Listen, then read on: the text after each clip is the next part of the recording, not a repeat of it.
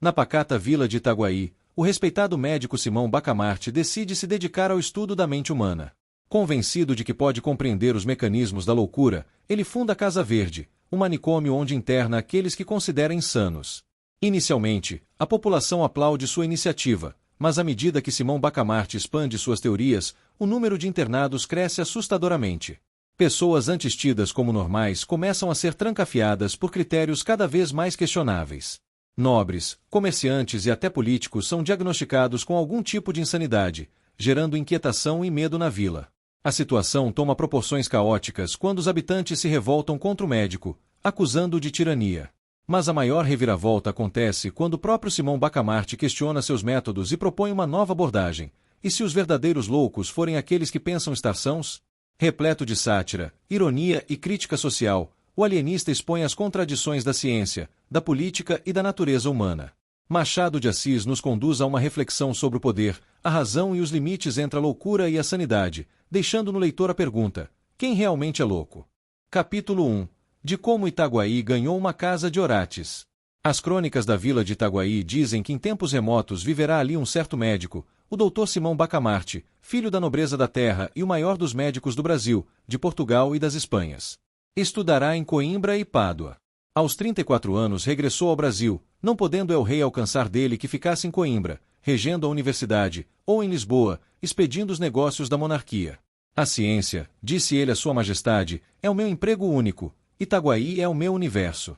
Dito isso, meteu-se em Itaguaí, e entregou-se de corpo e alma ao estudo da ciência, alternando as curas com as leituras, e demonstrando os teoremas com cataplasmas. Aos 40 anos casou com D. Evarista da Costa e Mascarenhas, senhora de 25 anos, viúva de um juiz de fora, e não bonita nem simpática. Um dos tios dele, caçador de pacas perante o Eterno, e não menos franco, admirou-se de semelhante escolha e disse-lhe. Simão Bacamarte explicou-lhe que D. Evarista reunia condições fisiológicas e anatômicas de primeira ordem, digeria com facilidade, dormia regularmente, tinha bom pulso e excelente vista, estava assim apta para dar-lhe filhos robustos, sãos e inteligentes. Se além dessas prendas, únicas dignas da preocupação de um sábio, D. Evarista era mal composta de feições, longe de lastimá-lo, agradecia-o a Deus, porquanto não corria o risco de preterir os interesses da ciência na contemplação exclusiva, miúda e vulgar da consorte. D. Evarista mentiu às esperanças do Dr. Bacamarte, não lhe deu filhos robustos nem mofinos. A índole natural da ciência é a longanimidade. O nosso médico esperou 3 anos, depois 4, depois 5. Ao cabo desse tempo fez um estudo profundo da matéria, releu todos os escritores árabes e outros, que trouxera para Itaguaí, enviou consultas às universidades italianas e alemãs, e acabou por aconselhar à mulher um regime alimentício especial. A ilustre dama, nutrida exclusivamente com a bela carne de porco de Itaguaí, não atendeu às admoestações do esposo, e à sua resistência, explicável, mas inqualificável, devemos à total extinção da dinastia dos Bacamartes. Mas a ciência tem o inefável dom de curar todas as mágoas. O nosso médico mergulhou inteiramente no estudo e na prática da medicina. Foi então que um dos recantos desta lhe chamou especialmente a atenção, o recanto psíquico, o exame de patologia cerebral. Não havia na colônia, e ainda no reino, uma só autoridade em semelhante matéria, mal explorada ou quase inexplorada. Simão Bacamarte compreendeu que a ciência lusitana, e particularmente a brasileira, podia cobrir-se de louros imarcessíveis, expressão usada por ele mesmo, mas em um arroubo de intimidade doméstica. Exteriormente era modesto, segundo convém aos sabedores. A saúde da alma, bradou ele, é a ocupação mais digna do médico. Do verdadeiro médico, emendou Crispim Soares, boticário da vila, e um dos seus amigos e comensais.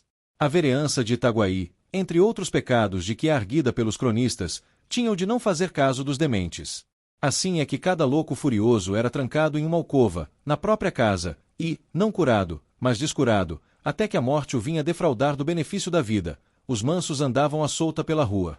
Simão Bacamarte entendeu desde logo reformar tão ruim costume, pediu licença à Câmara para agasalhar e tratar no edifício que ia construir todos os loucos de Itaguaí e das demais vilas e cidades, mediante um estipêndio, que a Câmara lhe daria quando a família do enfermo não pudesse fazer. A proposta excitou a curiosidade de toda a vila, e encontrou grande resistência, tão certo é que dificilmente se desarraigam hábitos absurdos, ou ainda maus. A ideia de meter os loucos na mesma casa, vivendo em comum, pareceu em si mesma sintoma de demência e não faltou quem o insinuasse a própria mulher do médico. Olhe, D. Evarista, disse-lhe o padre Lopes, vigário do lugar, veja se seu marido dá um passeio ao Rio de Janeiro. Isso de estudar sempre, sempre, não é bom, vira o juízo. D. Evarista ficou aterrada. Foi ter com o marido, disse-lhe que estava com desejos, principalmente, o de vir ao Rio de Janeiro e comer tudo o que a ele lhe parecesse adequado a certo fim. Mas aquele grande homem, com a rara sagacidade que o distinguia, penetrou a intenção da esposa e redarguiu-lhe sorrindo que não tivesse medo. Dali foi à Câmara, onde os vereadores debatiam a proposta, e defendeu-a com tanta eloquência, que a maioria resolveu autorizá-lo ao que pedirá, votando ao mesmo tempo um imposto destinado a subsidiar o tratamento, alojamento e mantimento dos doidos pobres. A matéria do imposto não foi fácil achar, lá. Tudo estava tributado em Itaguaí. Depois de longos estudos, assentou-se em permitir o uso de 2 penachos nos cavalos dos enterros. Quem quisesse emplumar os cavalos de um coche mortuário pagaria 2 tostões à Câmara, repetindo-se tantas vezes esta quantia quantas fossem as horas decorridas entre a do falecimento e a da última bênção na sepultura. O escrivão perdeu-se nos cálculos aritméticos do rendimento possível da nova taxa, e um dos vereadores, que não acreditava na empresa do médico, pediu que se relevasse o escrivão de um trabalho inútil. Os cálculos não são precisos, disse ele, porque o doutor Bacamarte não arranja nada. Quem é que viu agora? Meter todos os doidos dentro da mesma casa? Enganava-se o digno magistrado, o médico arranjou tudo. Uma vez empossado da licença, começou logo a construir a casa. Era na Rua Nova, a mais bela rua de Itaguaí naquele tempo. Tinha 50 janelas por lado, um pátio no centro, e numerosos cubículos para os hóspedes. Como fosse grande arabista, achou no Corão que Maomé declara veneráveis os doidos, pela consideração de que Alá lhes tira o juízo para que não pequem. A ideia pareceu-lhe bonita e profunda, e ele a fez gravar no frontispício da casa, mas, como tinha medo ao vigário, e por tabela ao bispo, atribuiu o pensamento a Benedito VIII, merecendo com essa fraude aliás pia, que o padre Lopes lhe contasse, ao almoço, a vida daquele pontífice eminente. A Casa Verde foi o nome dado ao asilo, por alusão à cor das janelas, que pela primeira vez apareciam verdes em Itaguaí. Inaugurou-se com imensa pompa, de todas as vilas e povoações próximas, e até remotas, e da própria cidade do Rio de Janeiro, correu gente para assistir às cerimônias, que duraram 7 dias. Muitos dementes já estavam recolhidos, e os parentes tiveram ocasião de ver o carinho paternal e a caridade cristã com que eles iam ser tratados. D. Evarista, contentíssima com a glória do marido, vestiu-se luxuosamente, cobriu-se de joias, flores e sedas.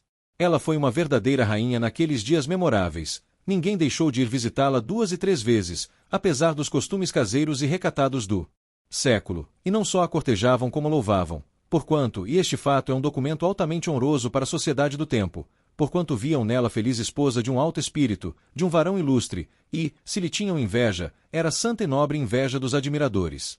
Ao cabo de 7 dias expiraram as festas públicas. Itaguaí tinha finalmente uma casa de orates. Capítulo 2. Torrentes de loucos.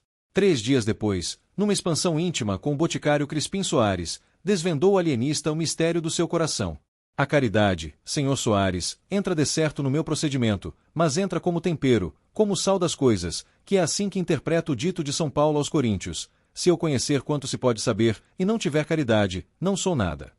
O principal nesta minha obra da Casa Verde é estudar profundamente a loucura, os seus diversos graus, classificar-lhe os casos, descobrir enfim a causa do fenômeno e o remédio universal. Este é o mistério do meu coração. Creio que com isto presto um bom serviço à humanidade. Um excelente serviço, corrigiu o boticário. Sem este asilo, continuou o alienista, pouco poderia fazer. Ele dá-me, porém, muito maior campo aos meus estudos. Muito maior, acrescentou o outro. E tinha razão. De todas as vilas e arraiais vizinhos afluíam loucos à Casa Verde. Eram furiosos, eram mansos, eram monomaníacos, era toda a família dos deserdados do espírito. Ao cabo de 4 meses, a Casa Verde era uma povoação. Não bastaram os primeiros cubículos, mandou-se anexar uma galeria de mais 37.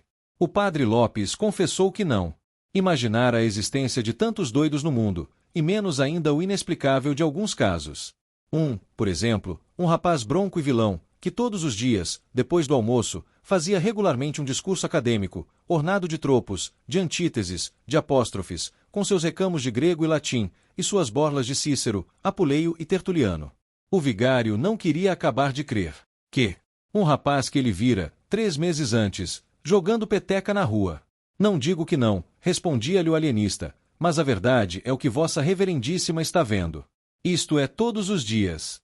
Quanto a mim, tornou o vigário, só se pode explicar pela confusão das línguas na Torre de Babel, segundo nos conta a Escritura. Provavelmente, confundidas antigamente as línguas, é fácil trocá-las agora, desde que a razão não trabalhe. Essa pode ser, com efeito, a explicação divina do fenômeno, concordou o alienista, depois de refletir um instante. Mas não é impossível que haja também alguma razão humana, e puramente científica, e disso trato. Vá que seja, e fico ansioso. Realmente. Os loucos por amor eram 3 ou 4, mas só 2 espantavam pelo curioso do delírio. O primeiro, um falcão, rapaz de 25 anos, supunha-se estrela de alva, abria os braços e alargava as pernas, para dar-lhe certa feição de raios, e ficava assim horas esquecidas a perguntar se o sol já tinha saído para ele recolher-se. O outro andava sempre, à roda das salas ou do pátio, ao longo dos corredores, à procura do fim do mundo. Era um desgraçado, a quem a mulher deixou por seguir um peralvilho. Mal descobrir a fuga, armou-se de uma garrucha, e saiu-lhes no encalço. Achou-os 2 horas depois, ao pé de uma lagoa, matou-os a ambos com os maiores requintes de crueldade. O ciúme satisfez-se, mas o vingado estava louco. E então começou aquela ânsia de ir ao fim do mundo à cata dos fugitivos. A mania das grandezas tinha exemplares notáveis. O mais notável era um pobre diabo, filho de um algibebe, que narrava as paredes, porque não olhava nunca para nenhuma pessoa, toda a sua genealogia, que era esta: Deus engendrou um ovo, o ovo engendrou a espada engendrou Davi, Davi engendrou a púrpura engendrou o duque engendrou o marquês engendrou o conde, que sou eu. Dava uma pancada na testa, um estalo com os dedos, e repetia 5, 6 vezes seguidas: Deus engendrou um ovo, o ovo, etc. Outro da mesma espécie era um escrivão, que se vendia por mordomo do rei. Outro era um boiadeiro de Minas, cuja mania era distribuir boiadas a toda a gente. Dava 300 cabeças a um, 600 a outro, 1.200 a outro, e não acabava mais. Não falo dos casos de monomania religiosa, apenas citarei um sujeito que, chamando-se João de Deus, dizia agora ser o Deus João, e prometia o reino dos céus a quem o adorasse, e as penas do inferno aos outros. E depois desse, o licenciado Garcia, que não dizia nada, porque imaginava que no dia em que chegasse a proferir uma só palavra, todas as estrelas se despegariam do céu e abrasariam a terra. Tal era o poder que receberá de Deus. Assim o escrevia ele no papel que o alienista lhe mandava dar, menos por caridade do que por interesse científico. Que, na verdade, a paciência do alienista era ainda mais extraordinária do que todas as manias hospedadas na Casa Verde, nada menos que assombrosa. Simão Bacamarte começou por organizar um pessoal de administração, e, aceitando essa ideia ao boticário Crispim Soares, aceitou-lhe também 2 sobrinhos, a quem incumbiu da execução de um regimento que lhes deu, aprovado pela Câmara, da distribuição da comida e da roupa, e assim também da escrita, etc. Era o melhor que podia fazer, para somente cuidar do seu ofício. A Casa Verde, disse ele ao vigário, é agora uma espécie de mundo, em que há o governo temporal e o governo espiritual. E o padre Lopes ria deste pio trocado e acrescentava, com o único fim de dizer também uma chalaça: deixe estar, que hei de mandá-lo denunciar ao Papa. Uma vez desonerado da administração, o alienista procedeu a uma vasta classificação dos seus enfermos. Dividiu-os primeiramente em 2 classes principais, os furiosos e os mansos, daí passou a subclasses, monomanias, delírios, alucinações diversas. Isto feito, começou um estudo aturado e contínuo. Analisava os hábitos de cada louco, as horas de acesso, as aversões, as simpatias, as palavras, os gestos, as tendências, inquiria da vida dos enfermos, profissão, costumes, circunstâncias da revelação mórbida, acidentes da infância e da mocidade, doenças de outra espécie, antecedentes na família, uma devassa, enfim, como a não faria o mais atilado corregedor. E cada dia notava uma observação nova, uma descoberta interessante, um fenômeno extraordinário.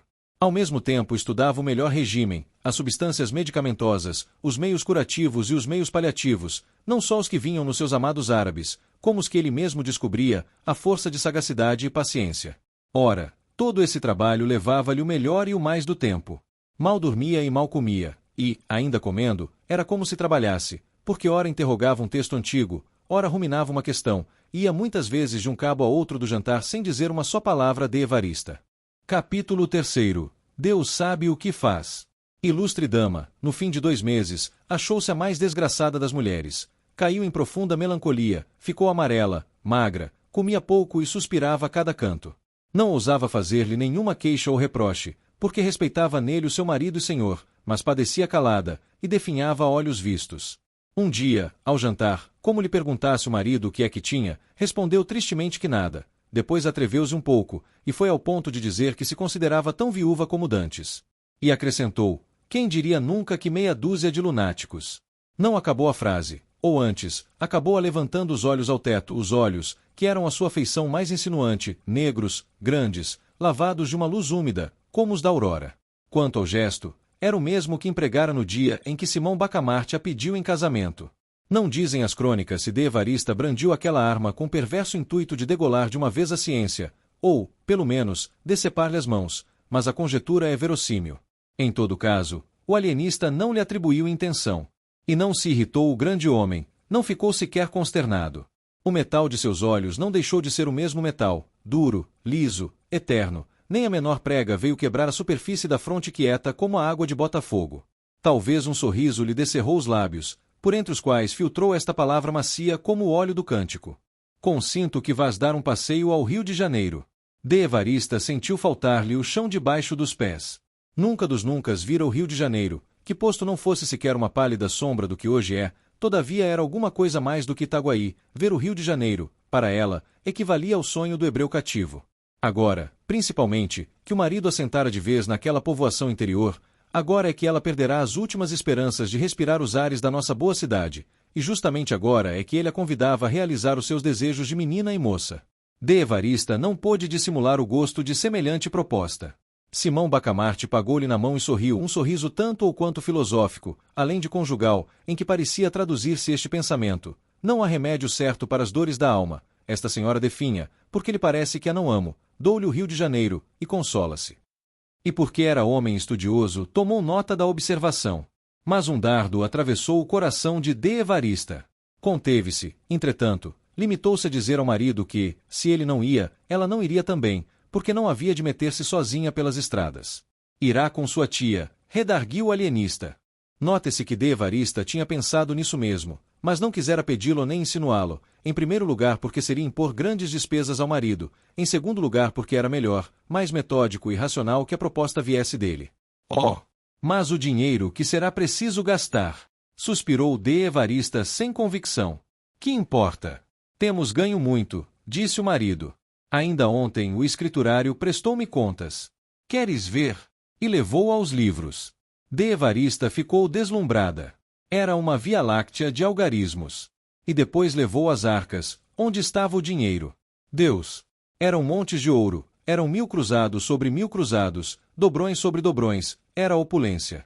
Enquanto ela comia o ouro com seus olhos negros, o alienista fitava-a, e dizia-lhe ao ouvido com a mais pérfida das alusões: quem diria que meia dúzia de lunáticos? Evarista compreendeu, sorriu e respondeu com muita resignação: Deus sabe o que faz. 3 meses depois efetuava-se a jornada. Evarista, a tia, a mulher do boticário, um sobrinho deste, um padre que o alienista conhecera em Lisboa, e que de aventura achava-se em Itaguaí 5 ou 6 pajens, 4 mucamas, tal foi a comitiva que a população viu dali sair em certa manhã do mês de maio. As despedidas foram tristes para todos, menos para o alienista. Conquanto as lágrimas de Evarista fossem abundantes e sinceras, não chegaram a abalá-lo. Homem de ciência, e só de ciência, nada o consternava fora da ciência, e se alguma coisa o preocupava naquela ocasião, se ele deixava correr pela multidão um olhar inquieto e policial, não era outra coisa mais do que a ideia de que algum demente podia achar-se ali misturado com agente de juízo. Adeus! Soluçaram enfim as damas e o boticário. E partiu a comitiva. Crispim Soares, ao tornar a casa, trazia os olhos entre as 2 orelhas da besta ruana em que vinha montado. Simão Bacamarte alongava os seus pelo horizonte adiante, deixando ao cavalo a responsabilidade do regresso. Imagem vivaz do gênio e do vulgo. Um fita o presente, com todas as suas lágrimas e saudades, outro devassa o futuro com todas as suas auroras. Capítulo 4. Uma teoria nova. Ao passo que Evarista, em lágrimas, vinha buscando um Rio de Janeiro, Simão Bacamarte estudava por todos os lados uma certa ideia arrojada e nova, própria a alargar as bases da psicologia. Todo o tempo que lhe sobrava dos cuidados da Casa Verde era pouco para andar na rua, ou de casa em casa, conversando a gentes, sobre 30.000 assuntos, e virgulando as falas de um olhar que metia medo aos mais heróicos.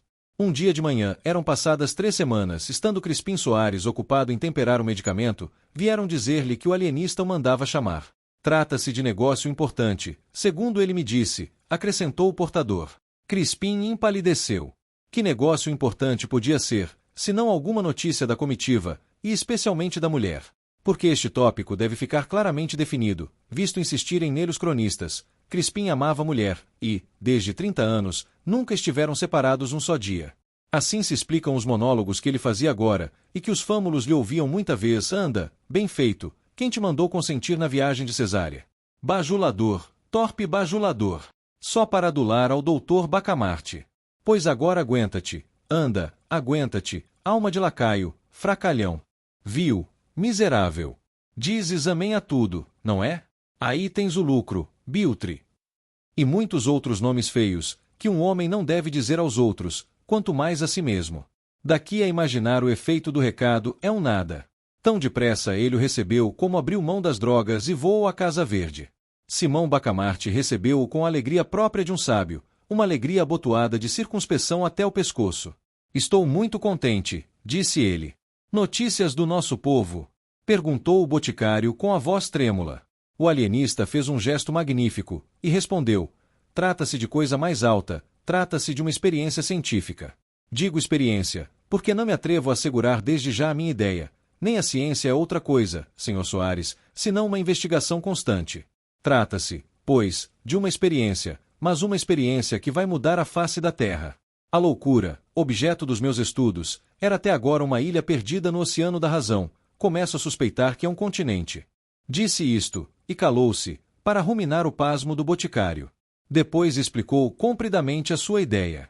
No conceito dele, a insânia abrangia uma vasta superfície de cérebros, e desenvolveu isto com grande cópia de raciocínios, de textos, de exemplos.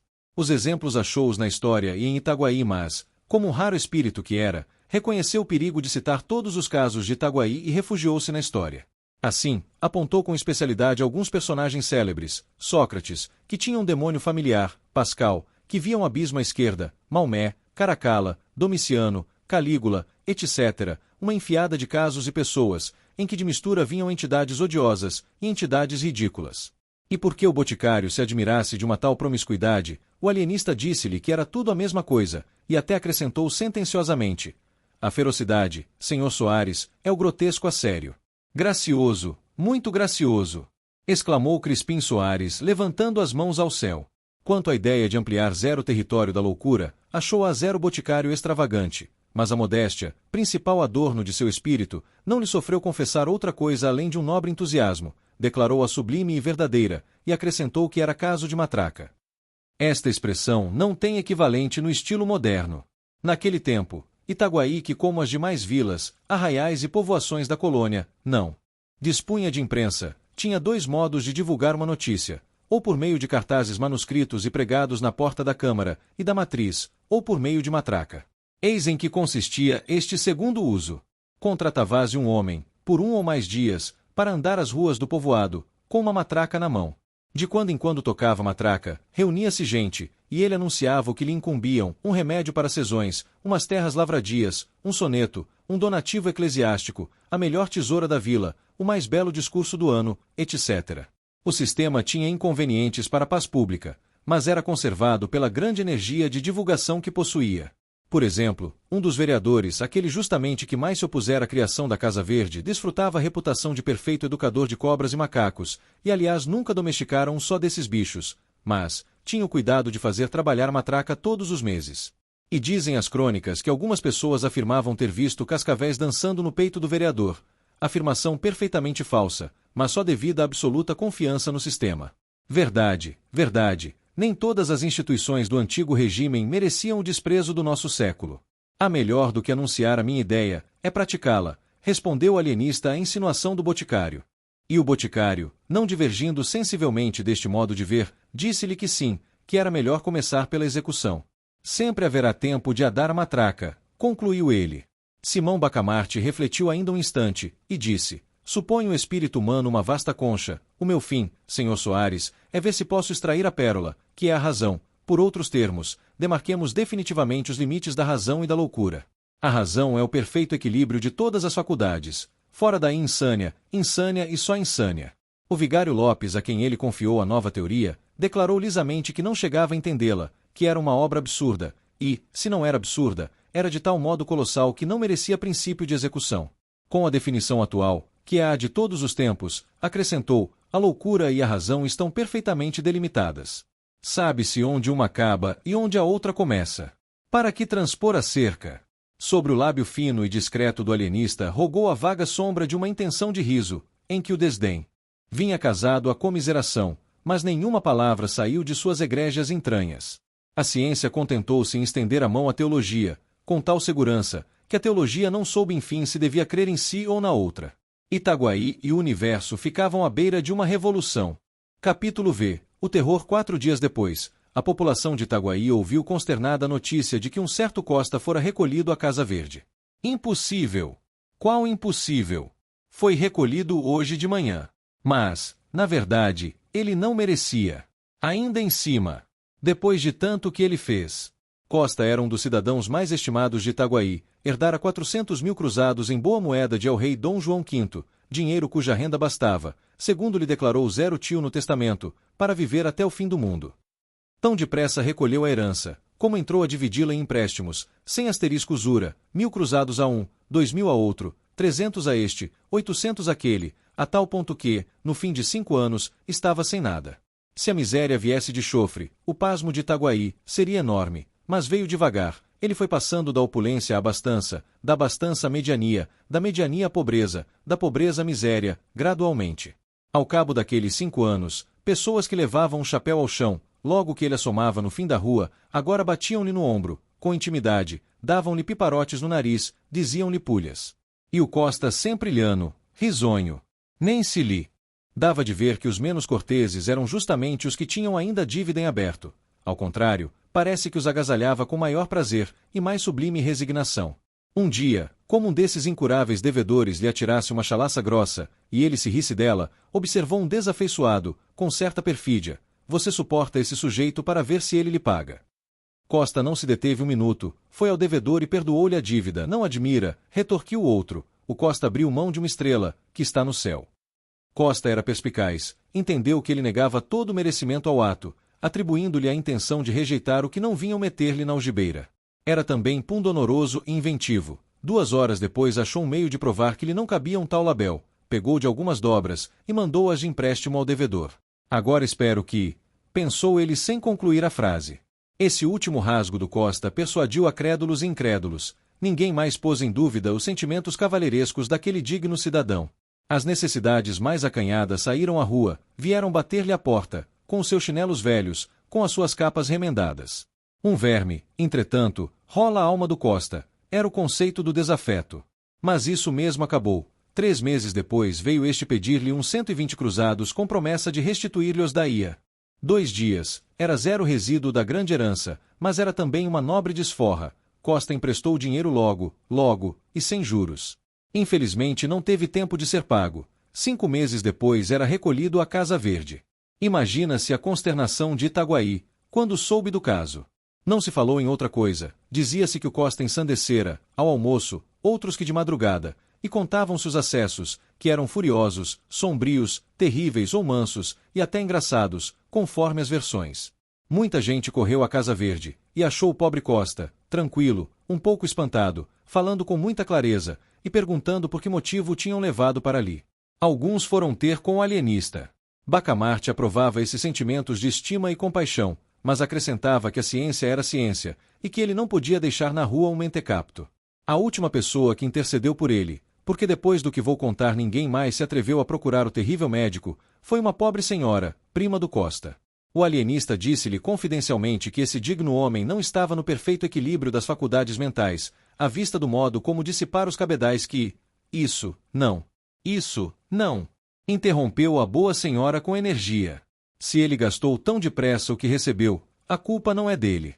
Não, senhor. Eu lhe digo como o negócio se passou. O defunto meu tio não era mau homem, mas quando estava furioso era capaz de nem tirar 0 chapéu ao Santíssimo. Ora, um dia, pouco tempo antes de morrer, descobriu que um escravo lhe roubara um boi. Imagine como ficou.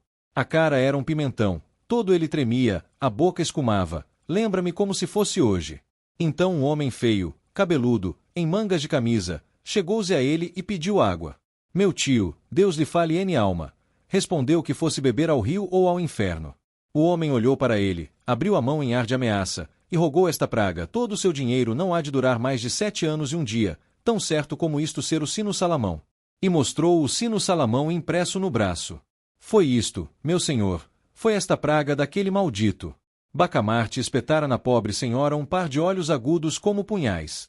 Quando ela acabou, estendeu-lhe a mão polidamente, como se o fizesse a própria esposa do vice-rei, e convidou-a a ir falar ao primo.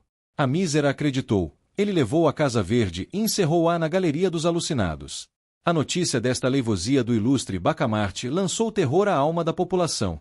Ninguém queria acabar de crer que, sem motivo, sem inimizade, o alienista trancasse na Casa Verde uma senhora perfeitamente ajuizada, que não tinha outro crime senão o de interceder por um infeliz. Comentava-se o caso nas esquinas, nos barbeiros, edificou-se um romance, umas finezas namoradas que o alienista outrora dirigira à prima do Costa, a indignação do Costa e o desprezo da prima. E daí a vingança. Era claro. Mas a austeridade do alienista, a vida de estudos que ele levava, pareciam desmentir uma tal hipótese. Histórias. Tudo isso era naturalmente a capa do velhaco. E um dos mais crédulos chegou a murmurar que sabia de outras coisas, não as dizia, por não ter certeza plena, mas sabia, quase que podia jurar.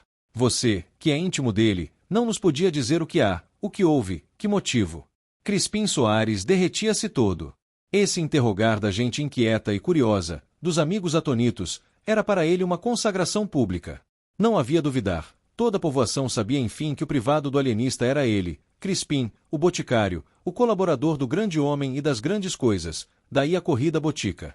Tudo isso dizia o carão jucundo e o riso discreto do boticário, o riso e o silêncio, porque ele não respondia nada. 1, 2, 3 monossílabos, quando muito, soltos, secos, encapados no fiel sorriso constante e miúdo, cheio de mistérios científicos, que ele não podia, sem desdouro nem perigo, desvendar a nenhuma pessoa humana. A coisa, pensavam os mais desconfiados. Um desses limitou-se a pensá-lo, deu de ombros e foi embora. Tinha negócios pessoais, acabava de construir uma casa suntuosa. Só a casa bastava para deter a chamar toda a gente, mas havia mais, a mobília, que ele mandara vir da Hungria e da Holanda, segundo contava, e que se podia ver do lado de fora, porque as janelas viviam abertas e o jardim, que era uma obra-prima de arte e de gosto. Esse homem, que enriquecera no fabrico de albardas, tinha tido sempre o sonho de uma casa magnífica, jardim pomposo, mobília rara. Não deixou o negócio das albardas, mas repousava dele na contemplação da casa nova, a primeira de Itaguaí, mais grandiosa do que a Casa Verde, mais nobre do que a da Câmara. Entre a gente ilustre da povoação havia choro e ranger de dentes, quando se pensava, ou se falava, ou se louvava a casa do albardeiro, um simples albardeiro, Deus do céu. Lá está ele embasbacado, diziam os transeuntes, de manhã. De manhã, com efeito, era costume do Mateus estatelar-se, no meio do jardim, com os olhos na casa, namorado, durante uma longa hora, até que vinham chamá-lo para almoçar. Os vizinhos, embora o cumprimentassem com certo respeito, riam-se por trás dele, que era um gosto. Um desses chegou a dizer que o Mateus seria muito mais econômico, e estaria riquíssimo, se fabricasse as albardas para si mesmo, epigrama ininteligível, mas que fazia rir as bandeiras despregadas. Agora lá está o Mateus a ser contemplado, diziam à tarde. A razão deste outro dito era que, de tarde, quando as famílias safam a passeio, jantavam cedo, usava o Mateus postar-se à janela, bem no centro, vistoso, sobre um fundo escuro, trajado de branco, atitude senhoril, e assim ficava 2 e 3 horas até que anoitecia de todo. Pode crer-se que a intenção do Mateus era ser admirado e invejado, posto que ele não a confessasse a nenhuma pessoa, nem ao boticário, nem ao padre Lopes seus grandes amigos. E, entretanto, não foi outra alegação do boticário, quando o alienista lhe disse que o albardeiro talvez padecesse do amor das pedras, mania que ele Bacamarte descobrira e estudava desde algum tempo. Aquilo de contemplar a casa. Não, senhor, acudiu vivamente Crispim Soares. Não. Há de perdoar-me, mas talvez não saiba que ele de manhã examina a obra, não a admira. De tarde, são os outros que o admiram a ele e a obra, e contou o uso do albardeiro, todas as tardes, desde cedo até o cair da noite. Uma volúpia científica alumiou os olhos de Simão. Bacamarte. Ou ele não conhecia todos os costumes do albardeiro, ou nada mais quis, interrogando Crispim, do que confirmar alguma notícia incerta ou suspeita vaga. A explicação satisfê-lo, mas como tinha as alegrias próprias de um sábio, concentradas, nada viu o boticário que fizesse suspeitar uma intenção sinistra. Ao contrário, era de tarde, e o alienista pediu-lhe o braço para irem a passeio. Deus! Era a primeira vez que Simão Bacamarte dava o seu privado tamanha honra. Crispim ficou trêmulo, atarantado, disse que sim, que estava pronto. Chegaram 2 ou 3 pessoas de fora. Crispim mandou-as mentalmente a todos os diabos. Não só atrasavam o passeio, como podia acontecer que Bacamarte elegesse alguma delas, para acompanhá-lo, e o dispensasse a ele. Que impaciência! Que aflição! Enfim, saíram. O alienista guiou para os lados da casa do albardeiro, viu a janela, passou 5, 6 vezes por diante, devagar, parando, examinando as atitudes, a expressão do rosto.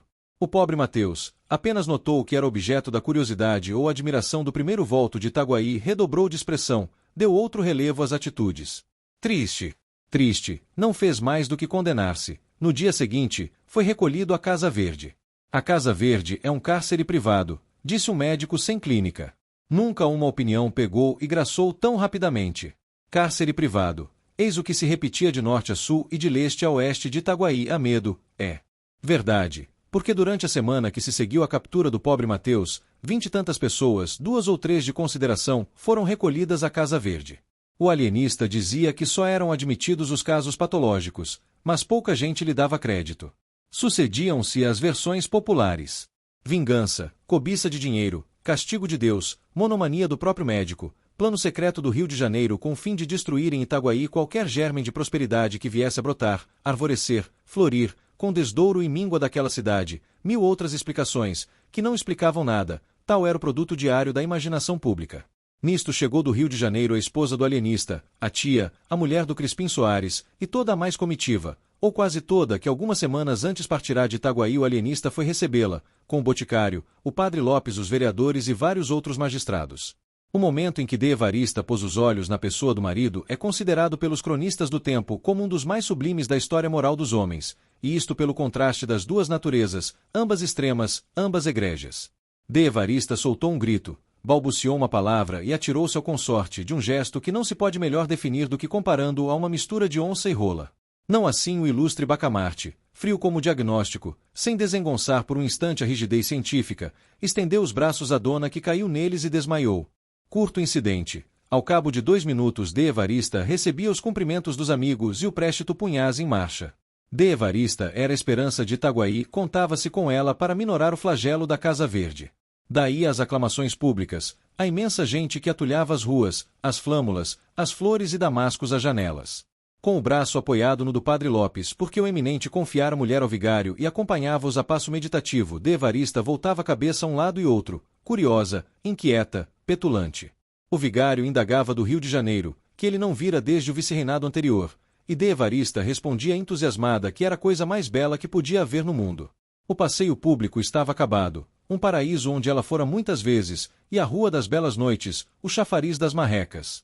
Ah! O chafariz das marrecas! Eram mesmo marrecas, feitas de metal e despejando água pela boca fora. Uma coisa galantíssima. O vigário dizia que sim, que o Rio de Janeiro devia estar agora muito mais bonito. Se já o era noutro tempo. Não admira, maior do que Itaguaí, e, demais, sede do governo. Mas não se pode dizer que Itaguaí fosse feio. Tinha belas casas, a casa do Mateus, a Casa Verde.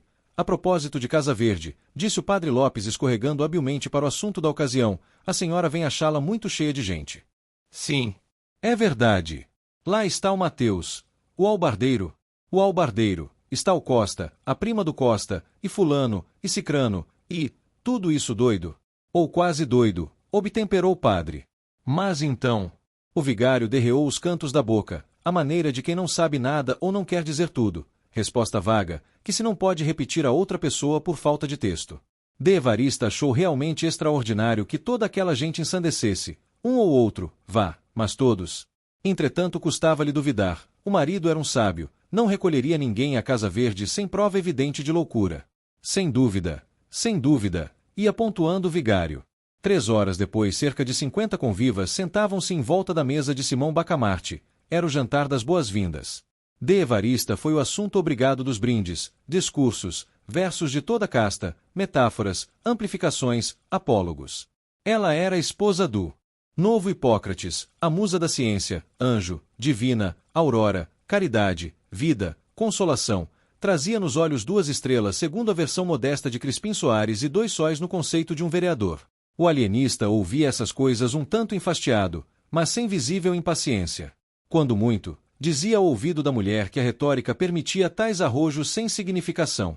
D. Evarista fazia esforços para aderir a esta opinião do marido, mas, ainda descontando 3/4 partes das louvaminhas, ficava muito com que enfunar-lhe a alma. Um dos oradores, por exemplo, Martim Brito, rapaz de 25 anos, pintalegrete acabado, curtido de namoros e aventuras, declamou um discurso em que o nascimento de D. Evarista era explicado pelo mais singular dos reptos.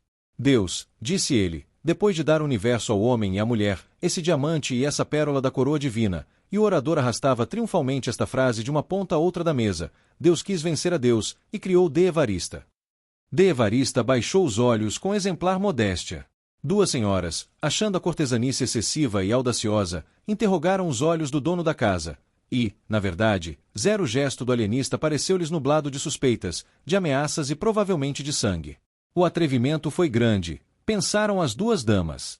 E uma e outra pediam a Deus que removesse qualquer episódio trágico ou que o adiasse ao menos para o dia seguinte. Sim, que o adiasse.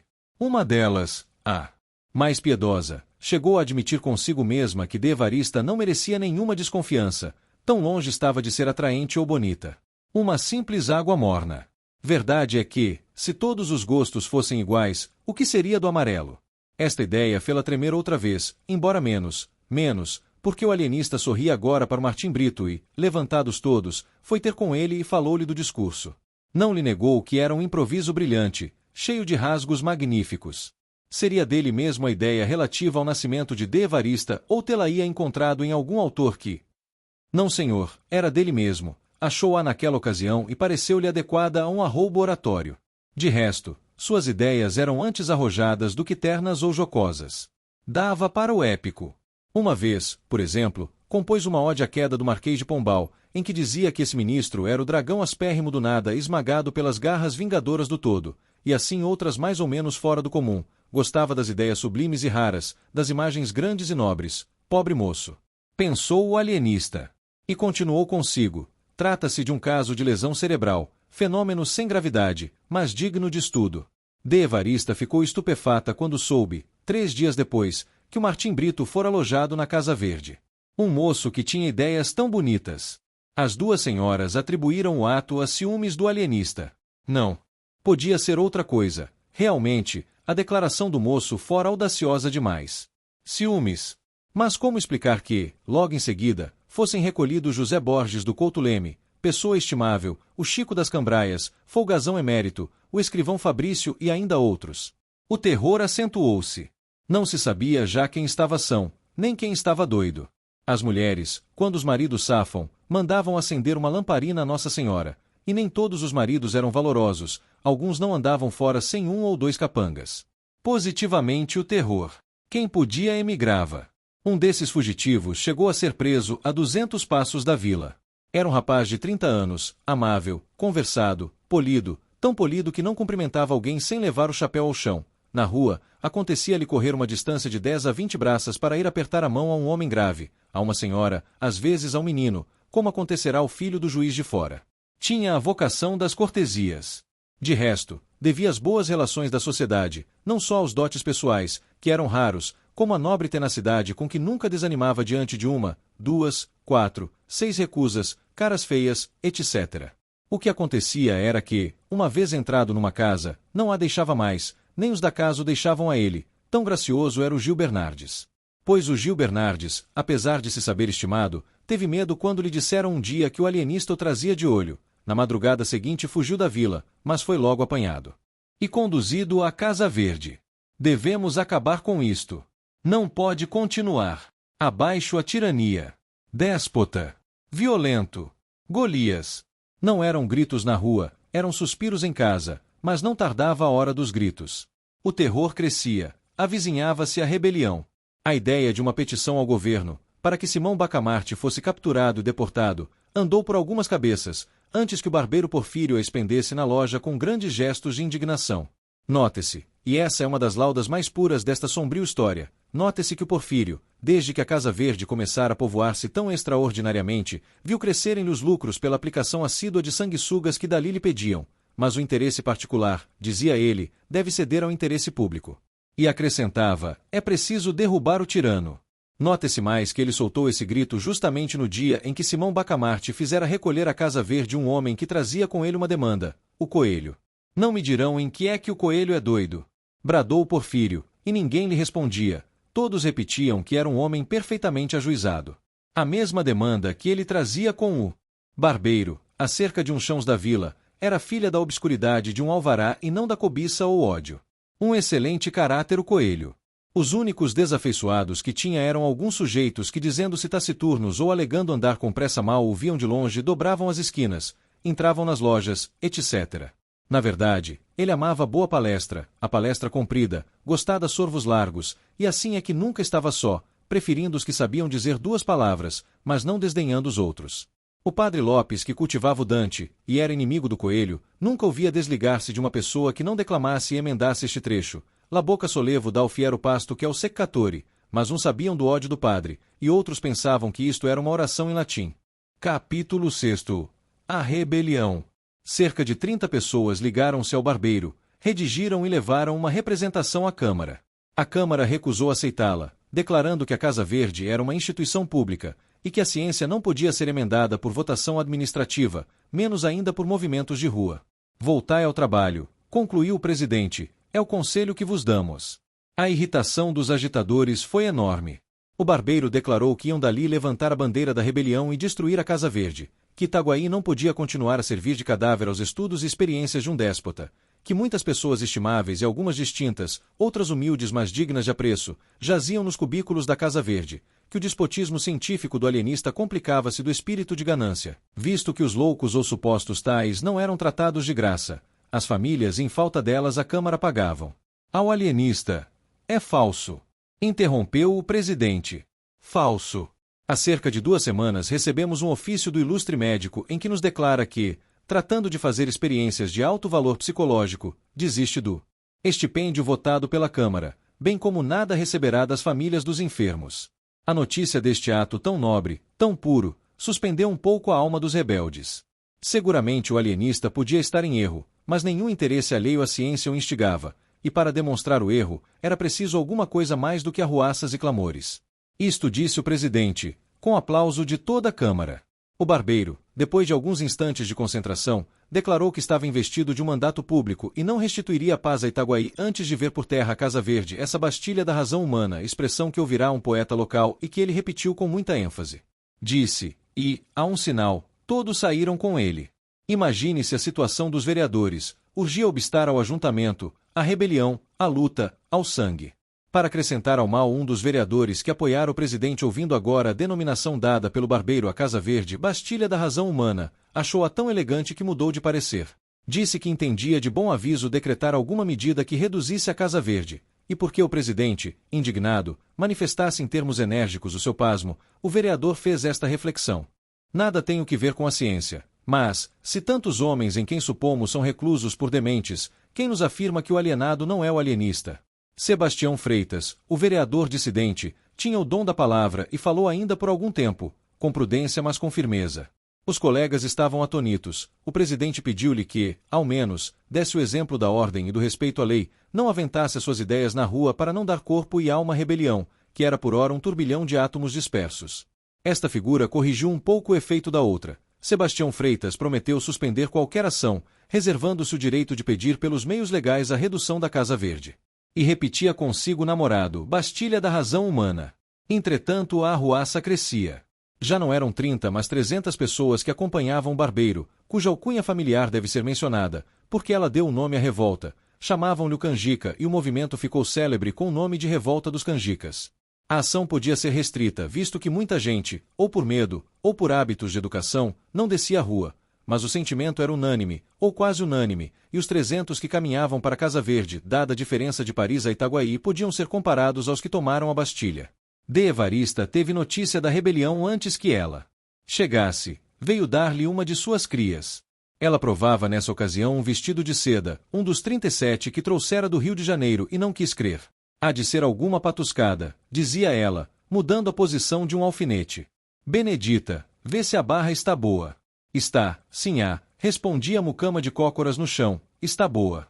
Sinhá vira um bocadinho. Assim. Está muito boa. Não é patuscada, não, senhora. Eles estão gritando: morra o doutor Bacamarte. O tirano! Dizia o moleque assustado. Cala a boca, tolo. Benedita, olha aí do lado esquerdo. Não parece que a costura está um pouco enviesada? A risca azul não segue até abaixo. Está muito feio assim. É preciso descoser para ficar igualzinho e... morra o doutor Bacamarte. Morra o tirano. Uivaram fora 300 vozes. Era a rebelião que desembocava na Rua Nova. De Evarista ficou sem pinga de sangue. No primeiro instante não deu um passo, não fez um gesto. O terror petrificou-a. A mucama correu instintivamente para a porta do fundo. Quanto ao moleque, a quem De Evarista não dera crédito, teve um instante de triunfo súbito, imperceptível, entranhado, de satisfação moral, ao ver que a realidade vinha jurar por ele. Morra o alienista! Bradavam as vozes mais perto. De Evarista, se não resistia facilmente às comoções de prazer, sabia entestar com os momentos de perigo. Não desmaiou, correu à sala interior onde o marido estudava. Quando ela ali entrou, precipitada, o ilustre médico escrutava um texto de Averroes. Os olhos dele, empanados pela cogitação, subiam do livro ao reto e baixavam do reto ao livro, cegos para a realidade exterior, videntes para os profundos trabalhos mentais. De Evarista chamou pelo marido 2 vezes, sem que ele lhe desse atenção. A terceira, ouviu e perguntou-lhe o que tinha, se estava doente. Você não ouve estes gritos? Perguntou a digna esposa em lágrimas. O alienista atendeu então. Os gritos aproximavam-se, terríveis, ameaçadores. Ele compreendeu tudo. Levantou-se da cadeira de espaldar em que estava sentado, fechou o livro e, a passo firme e tranquilo, foi depositá-lo na estante. Como a introdução do volume desconcertasse um pouco a linha dos 2 tomos contíguos, Simão Bacamarte cuidou de corrigir esse defeito mínimo e, aliás, interessante. Depois disse à mulher que se recolhesse, que não fizesse nada. Não, não, implorava a digna senhora, quero morrer ao lado de você. Simão Bacamarte teimou que não era caso de morte, e ainda que o fosse, intimava-lhe, em nome da vida, que ficasse. A infeliz dama curvou a cabeça, obediente e chorosa. Abaixo a Casa Verde! Bradavam os canjicas. O alienista caminhou para a varanda da frente e chegou ali no momento em que a rebelião também chegava e parava, defronte, com as suas 300 cabeças rutilantes de civismo e sombrias de desespero. Morra! Morra! Bradaram de todos os lados. Apenas o vulto do alienista assomou na varanda. Simão Bacamarte fez um sinal pedindo para falar. Os revoltosos cobriram-lhe a voz com brados de indignação. Então o barbeiro, agitando o chapéu, a fim de impor silêncio à turba, conseguiu aquietar os amigos e declarou ao alienista que podia falar, mas acrescentou que não abusasse da paciência do povo como fizera até então. Direi pouco, ou até não direi nada, se for preciso. Desejo saber primeiro o que pedis. Não pedimos nada, replicou fremente o barbeiro. Ordenamos que a Casa Verde seja demolida, ou pelo menos despojada dos infelizes que lá estão. Não entendo. Entendeis bem, tirano. Queremos dar liberdade às vítimas do vosso ódio, capricho, ganância. O alienista sorriu, mas o sorriso desse grande homem não era coisa visível aos olhos da multidão, era uma contração leve de 2 ou 3 músculos, nada mais. Sorriu e respondeu: meus senhores, a ciência é coisa séria, e merece ser tratada com seriedade. Não dou razão dos meus atos de alienista a ninguém, salvo aos mestres e a Deus. Se quereis emendar a administração da Casa Verde, estou pronto a ouvir-vos, mas, se exigis que me negue a mim mesmo, não ganhareis nada. Poderia convidar alguns de vós em comissão dos outros a vir ver comigo os loucos reclusos, mas não faço, porque seria dar-vos razão do meu sistema, o que não farei a leigos nem a rebeldes. Disse isto o alienista e a multidão ficou atônita. Era claro que não esperava tanta energia e menos ainda tamanha serenidade. Mas o assombro cresceu de ponto quando o alienista, cortejando a multidão com muita gravidade, deu-lhe as costas e retirou-se lentamente para dentro. O barbeiro tornou logo a si, agitando o chapéu, convidou os amigos à demolição da Casa Verde. Poucas vozes e frouxas lhe responderam. Foi nesse momento decisivo que o barbeiro sentiu despontar em si a ambição do governo. Pareceu-lhe então que, demolindo a Casa Verde e derrocando a influência do alienista, chegaria a apoderar-se da Câmara, dominar as demais autoridades e constituir-se senhor de Itaguaí. Desde alguns anos que ele forcejava por ver o seu nome incluído nos pelouros para o sorteio dos vereadores, mas era recusado por não ter uma posição compatível com tão grande cargo. A ocasião era agora ou nunca. Demais, fora tão longe na arruaça que a derrota seria a prisão ou talvez a forca ou o degredo. Infelizmente a resposta do alienista diminuíra o furor dos sequazes. O barbeiro, logo que o percebeu, sentiu um impulso de indignação e quis bradar-lhes: canalhas! Covardes! Mas conteve-se e rompeu deste modo: meus amigos, lutemos até o fim. A salvação de Itaguaí está nas vossas mãos dignas e heróicas. Destruamos o cárcere de vossos filhos e pais, de vossas mães e irmãs, de vossos parentes e amigos, e de vós mesmos. Ou morrereis a pão e água, talvez a chicote, na masmorra daquele indigno. E a multidão agitou-se, murmurou, bradou, ameaçou, congregou-se toda em derredor do barbeiro. Era a revolta que tornava-se da ligeira síncope e ameaçava arrasar a Casa Verde. Vamos! Bradou Porfírio, agitando o chapéu. Vamos! Repetiram todos. Deteve-os um incidente. Era um corpo de dragões que, a marche-marche, entrava na Rua Nova. Capítulo 7. O inesperado. Chegados os dragões em frente aos canjicas, houve um instante de estupefação. Os canjicas não queriam crer que a força pública fosse mandada contra eles, mas o barbeiro compreendeu tudo e esperou. Os dragões pararam, o capitão intimou à multidão que se dispersasse, mas, conquanto uma parte dela estivesse inclinada a isso, a outra parte apoiou fortemente o barbeiro, cuja resposta consistiu nestes termos alevantados: não nos dispersaremos. Se quereis os nossos cadáveres, podeis tomá-los, mas só os cadáveres. Não levareis a nossa honra, o nosso crédito, os nossos direitos, e com eles a salvação de Itaguaí. Nada mais imprudente do que essa resposta do barbeiro, e nada mais natural. Era a vertigem das grandes crises. Talvez fosse também um excesso de confiança na abstenção das armas por parte dos dragões, confiança que o capitão dissipou logo, mandando carregar sobre os canjicas. O momento foi indescritível.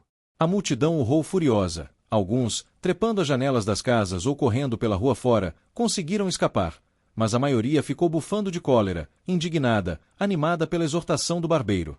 A derrota dos canjicas estava iminente quando um terço dos dragões, qualquer que fosse o motivo, as crônicas não o declaram, passou subitamente para o lado da rebelião.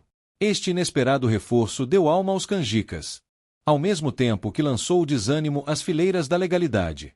Os soldados fiéis não tiveram coragem de atacar os seus próprios camaradas, e um a um foram passando para eles, de modo que, ao cabo de alguns minutos, o aspecto das coisas era totalmente outro. O capitão estava de um lado com alguma gente contra uma massa compacta que o ameaçava de morte. Não teve remédio, declarou-se vencido e entregou a espada ao barbeiro. A revolução triunfante não perdeu um só minuto, recolheu os feridos às casas próximas e guiou para a Câmara. Povo e tropa fraternizavam, davam vivas a Elei, ao vice-rei, a Itaguaí, ao ilustre Porfírio. Este ia na frente, empunhando tão destramente a espada, como se ela fosse apenas uma navalha um pouco mais comprida. A vitória cingia-lhe a fronte de um nimbo misterioso. A dignidade de governo começava a eurijar-lhe os quadris. Os vereadores, às janelas, vendo a multidão e a tropa, cuidaram que a tropa capturara a multidão, e sem mais exame, entraram e votaram uma petição ao vice-rei para que mandasse dar um mês de soldo aos dragões, cujo denodo salvou Itaguaí do abismo a que o tinha lançado uma cáfila de rebeldes. Esta frase foi proposta por Sebastião Freitas, o vereador dissidente cuja defesa dos canjicas tanto escandalizara os colegas. Mas bem depressa a ilusão se desfez. Os vivas ao barbeiro, os morras aos vereadores e ao alienista vieram dar-lhes notícia da triste realidade. O presidente não desanimou. Qualquer que seja a nossa sorte, disse ele, lembremo-nos que estamos ao serviço de Sua Majestade e do povo. Sebastião insinuou que melhor se poderia servir a coroa e a vila saindo pelos fundos e indo conferenciar com o juiz de fora, mas toda a Câmara rejeitou esse alvitre. Daí a nada o barbeiro, acompanhado de alguns de seus tenentes, entrava na sala da vereança, intimava à Câmara sua queda. A Câmara não resistiu, entregou-se e foi dali para a cadeia. Então os amigos do barbeiro propuseram-lhe que assumisse o governo da vila em nome de Sua Majestade. Porfírio aceitou o encargo, embora não desconhecesse, acrescentou, os espinhos que trazia. Disse mais que não podia dispensar o concurso dos amigos presentes, ao que eles prontamente anuíram. O barbeiro veio à janela e comunicou ao povo essas resoluções, que o povo ratificou, aclamando o barbeiro. Este tomou a denominação de protetor da vila em nome de Sua Majestade, e do povo. Expediram-se logo várias ordens importantes, comunicações oficiais do novo governo, uma exposição minuciosa ao vice-rei, com muitos protestos de obediência às ordens de Sua Majestade, finalmente uma proclamação ao povo, curta, mas enérgica: itaguaienses. Uma Câmara corrupta e violenta conspirava contra os interesses de Sua Majestade e do povo. A opinião pública tinha-a condenado. um punhado de cidadãos, fortemente apoiados pelos bravos dragões de Sua Majestade, acaba de a dissolver ignominiosamente, e por unânime consenso da vila, foi-me confiado o mando supremo, até que Sua Majestade se sirva ordenar o que parecer melhor ao seu real serviço. Itaguaienses! Não vos peço senão que me rodeeis de confiança, que me auxilieis em restaurar a paz e a fazenda pública, tão desbaratada pela Câmara que ora findou as vossas mãos. Contai com o meu sacrifício, e ficais certos de que a coroa será por nós. O protetor da vila em nome de Sua Majestade e do povo Porfírio Caetano das Neves. Toda a gente advertiu no absoluto silêncio desta proclamação acerca da Casa Verde, e, segundo uns, não podia haver mais vivo indício dos projetos tenebrosos do barbeiro. O perigo era tanto maior quanto que, no meio mesmo desses graves sucessos, o alienista metera na Casa Verde umas 7 ou 8 pessoas, entre elas 2 senhoras e sendo um dos homens aparentado com o protetor. Não era um repto, um ato intencional, mas todos o interpretaram dessa maneira, e a vila respirou com a esperança de que o alienista dentro de 24 horas estaria a ferros e destruído o terrível cárcere. O dia acabou alegremente. Enquanto o arauto da matraca ia recitando de esquina em esquina a proclamação, o povo espalhava-se nas ruas e jurava morrer em defesa do ilustre Porfírio. Poucos gritos contra a Casa Verde, prova de confiança na ação do governo. O barbeiro faz expedir um ato declarando feriado aquele dia, e entabulou negociações com o vigário para a celebração de um Te-Deum. Tão conveniente era aos olhos dele a conjunção do poder temporal com o espiritual, mas o padre Lopes recusou abertamente o seu concurso. Em todo caso, Vossa Reverendíssima não se alistará entre os inimigos do governo, disse-lhe o barbeiro, dando à fisionomia um aspecto tenebroso. Ao que o padre Lopes respondeu, sem responder, como alistar-me, se o novo governo não tem inimigos? O barbeiro sorriu, era pura verdade. Salvo o capitão, os vereadores e os principais da vila, toda a gente o aclamava. Os mesmos principais, se o não aclamavam, não tinham saído contra ele. Nenhum dos almotacéis deixou de vir receber as suas ordens. No geral, as famílias abençoavam o nome daquele que ia enfim libertar Itaguaí da Casa Verde e do terrível Simão Bacamarte. Capítulo 8. As angústias do boticário.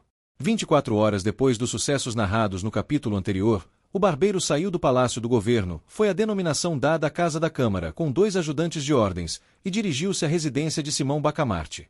Não ignorava ele que era mais decoroso ao governo mandá-lo chamar. O receio, porém, de que o alienista não obedecesse, obrigou a parecer tolerante e moderado. Não descrevo o terror do boticário ao ouvir dizer que o barbeiro ia à casa do alienista, vai prendê-lo, pensou ele. E redobraram-lhe as angústias. Com efeito, a tortura moral do boticário naqueles dias de revolução excede a toda a descrição possível. Nunca um homem se achou em mais apertado lance. A privança do alienista chamava-o ao lado deste, a vitória do barbeiro atraía-o ao barbeiro.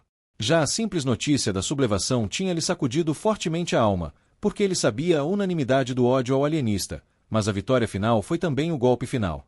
A esposa, senhora Máscula, amiga particular de D. Evarista, dizia que o lugar dele era ao lado de Simão Bacamarte, ao passo que o coração lhe bradava que não, que a causa do alienista estava perdida, e que ninguém, por ato próprio, se amarra a um cadáver. Felocatão, é verdade, sede victa Catone, pensava ele, relembrando algumas palestras habituais do padre Lopes, mas Catão não se atou a uma causa vencida, ele era a própria causa vencida, a causa da República. O seu ato, portanto, foi de egoísta, de um miserável egoísta. Minha situação é outra. Insistindo, porém, a mulher não achou Crispim Soares outra saída em tal crise senão adoecer, declarou-se doente e meteu-se na cama. Lá vai o Porfírio à casa do doutor Bacamarte, disse-lhe a mulher no dia seguinte à cabeceira da cama, vai acompanhado de gente. Vai prendê-lo, pensou o boticário. Uma ideia tras outra. O boticário imaginou que, uma vez preso o alienista, viriam também buscá-lo a ele na qualidade de cúmplice. Esta ideia foi zero melhor dos vesicatórios. Crispim Soares ergueu-se, disse que estava bom, que ia sair, e, apesar de todos os esforços e protestos da consorte, vestiu-se e saiu. Os velhos cronistas são unânimes em dizer que a certeza de que o marido ia colocar-se nobremente ao lado do alienista consolou grandemente a esposa do boticário, e notam com muita perspicácia o imenso poder moral de uma ilusão, porquanto o boticário caminhou resolutamente ao Palácio do Governo e não à casa do alienista. Ali chegando, mostrou-se admirado de não ver o barbeiro, a quem ia apresentar os seus protestos de adesão, não o tendo feito desde a véspera por enfermo. E tossia com algum custo. Os altos funcionários que lhe ouviam esta declaração, sabedores da intimidade do boticário com o alienista, compreenderam toda a importância da adesão. Nova e trataram a Crispim Soares com apurado carinho, afirmaram-lhe que o barbeiro não tardava, sua senhoria tinha ido à Casa Verde, a negócio importante, mas não tardava. Deram-lhe cadeira, refrescos, elogios, disseram-lhe que a causa do ilustre Porfírio era a de todos os patriotas, ao que o boticário ia repetindo que sim, que nunca pensara outra coisa, que isso mesmo mandaria declarar a sua majestade. Capítulo 9. 2 lindos casos. Não se demorou o alienista em receber o barbeiro, declarou-lhe que não tinha meios de resistir, e portanto estava prestes a obedecer. Só uma coisa pedia, é que o não constrangesse a assistir pessoalmente à destruição da Casa Verde. Engana-se vossa senhoria, disse o barbeiro depois de alguma pausa, engana-se em atribuir ao governo intenções vandálicas. Com razão ou sem ela, a opinião crê que a maior parte dos doidos ali metidos estão em seu perfeito juízo, mas o governo reconhece que a questão é puramente científica e não cogita em resolver com posturas as questões científicas. Demais, a Casa Verde é uma instituição pública, tal a aceitamos das mãos da Câmara dissolvida. Há, entretanto, por força que há de haver um alvitre intermédio que restitua o sossego ao espírito público. O alienista mal podia dissimular o assombro. Confessou que esperava outra coisa, o arrasamento do hospício, a prisão dele, o desterro, tudo, menos. O pasmo de vossa senhoria, atalhou gravemente o barbeiro, vem de não atender à grave responsabilidade do governo. O povo, tomado de uma cega piedade que lhe dá em tal caso legítima indignação, pode exigir do governo certa ordem de atos, mas este, com a responsabilidade que lhe incumbe, não. Os deve praticar, ao menos integralmente, e tal é a nossa situação. A generosa revolução que ontem derrubou uma Câmara vilipendiada e corrupta, pediu em altos brados o arrasamento da Casa Verde, mas pode entrar no animo do governo eliminar a loucura? Não. E se o governo não a pode eliminar, está ao menos apto para discriminá-la, reconhecê-la? Também não, é matéria de ciência. Logo, em assunto tão melindroso, o governo não pode, não quer dispensar o concurso de vossa senhoria. O que lhe pede é que de certa maneira demos alguma satisfação ao povo. Unamo-nos, e o povo saberá obedecer. Um dos alvitres aceitáveis, se vossa senhoria não indicar outro, seria fazer retirar da Casa Verde aqueles enfermos que estiverem quase curados e bem assim os maníacos de pouca monta, etc. Desse modo, sem grande perigo, mostraremos alguma tolerância e benignidade. Quantos mortos e feridos houve ontem no conflito? Perguntou Simão Bacamarte depois de uns 3 minutos. O barbeiro ficou espantado da pergunta, mas respondeu logo que 11 mortos e 25 feridos. 11 mortos e 25 feridos. Repetiu 2 ou 3 vezes o alienista. E em seguida declarou que o alvitre lhe não parecia bom, mas que ele ia catar algum outro, e dentro de poucos dias lhe daria resposta. E fez-lhe várias perguntas acerca dos sucessos da véspera, ataque, defesa, adesão dos dragões, resistência da Câmara, etc., ao que o barbeiro ia respondendo com grande abundância, insistindo principalmente no descrédito em que a Câmara caíra. O barbeiro confessou que o novo governo não tinha ainda por si a confiança dos principais da vila, mas o alienista podia fazer muito nesse ponto. O governo, concluiu o barbeiro, folgaria se pudesse contar não já com a simpatia senão com a benevolência do mais alto espírito de Itaguaí e seguramente do reino. Mas nada disso alterava a nobre e austera fisionomia daquele grande homem que ouvia calado, sem desvanecimento nem modéstia, mas impassível como um deus de pedra. 11 mortos e 25 feridos, repetiu o alienista depois de acompanhar o barbeiro até a porta. Eis aí 2 lindos casos de doença cerebral. Os sintomas de duplicidade e descaramento deste barbeiro são positivos. Quanto à toleima dos que o aclamaram, não é preciso outra prova além dos 11 mortos e 25 feridos, 2 lindos casos. Viva o ilustre Porfírio! Bradaram umas 30 pessoas que aguardavam o barbeiro à porta.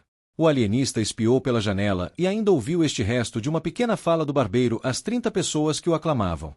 Porque eu vê-lo, podeis estar certos disso, eu vê-lo pela execução das vontades do povo. Confiai em mim, e tudo se fará pela melhor maneira. Só vos recomendo ordem. E ordem, meus amigos, é a base do governo.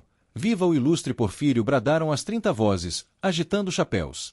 2 lindos casos! Murmurou o alienista. Capítulo X. Restauração. Dentro de 5 dias, o alienista meteu na Casa Verde cerca de 50 aclamadores do novo governo. O povo indignou-se. O governo, atarantado, não sabia reagir. João Pina, outro barbeiro, dizia abertamente nas ruas que o Porfírio estava vendido ao ouro de Simão Bacamarte, frase que congregou em torno de João Pina a gente mais resoluta da vila.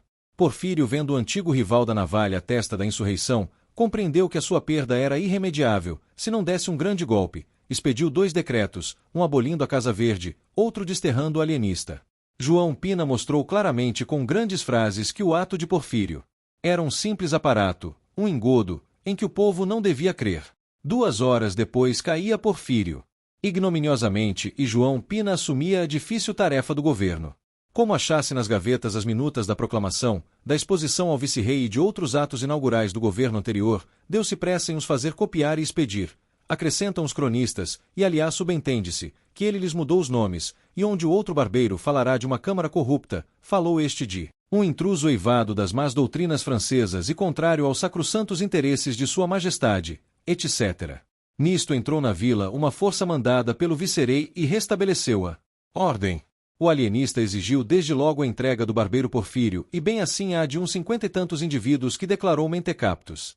E não só lhe deram esses como afiançaram entregar-lhe mais 19 sequazes do barbeiro, que convalesciam das feridas apanhadas na primeira rebelião.